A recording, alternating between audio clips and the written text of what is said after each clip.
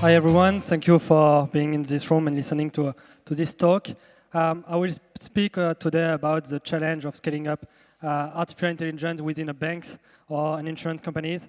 And actually this is a real challenge, not because of the algorithm, because basically we all know deep learning is fantastic, but because there are some production challenges and still some barrier to remove.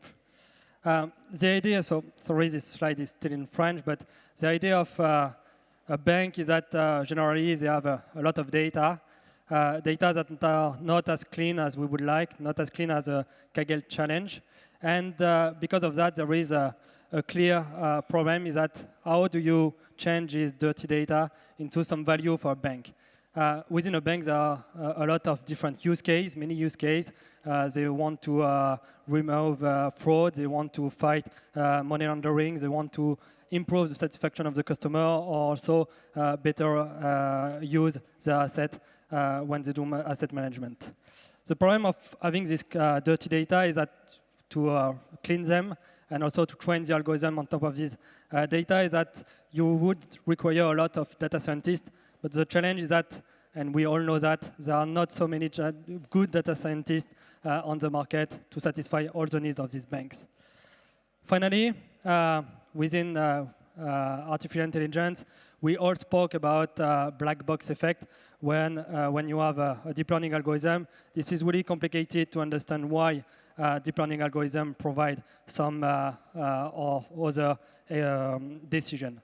And these three challenges are also also hard to remove because at the end, when you provide a solution, they want to provide to have high return on investment, and this requires that we put this kind of solution within production.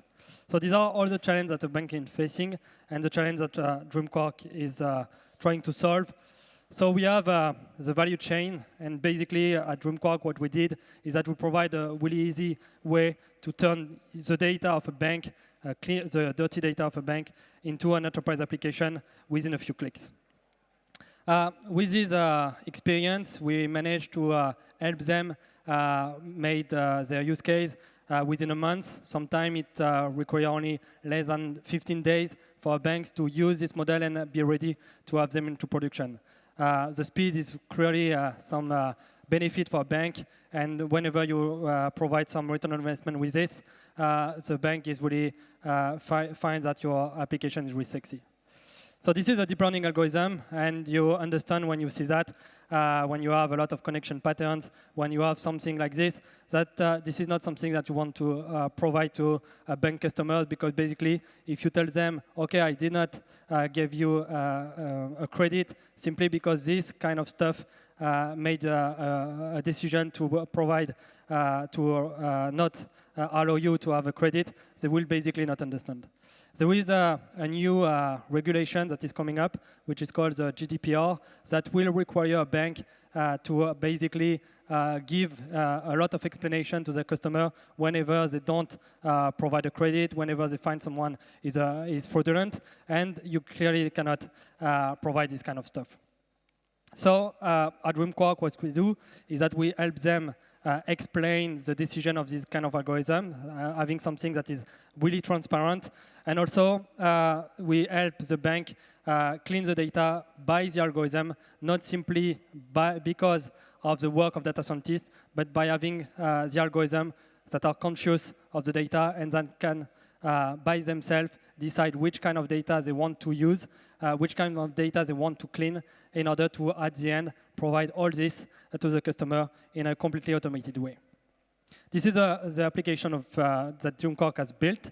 The idea is that you can build a project on the application, see the data, and the only thing that you need to do is to select the variable that you want to put into your model, select what kind of information you want to model. For example, you may want to model whether a customer is a fraudulent or not. So you just click like this on the second line that you want to set the claim as the variable to predict, and you select all the other variables are input.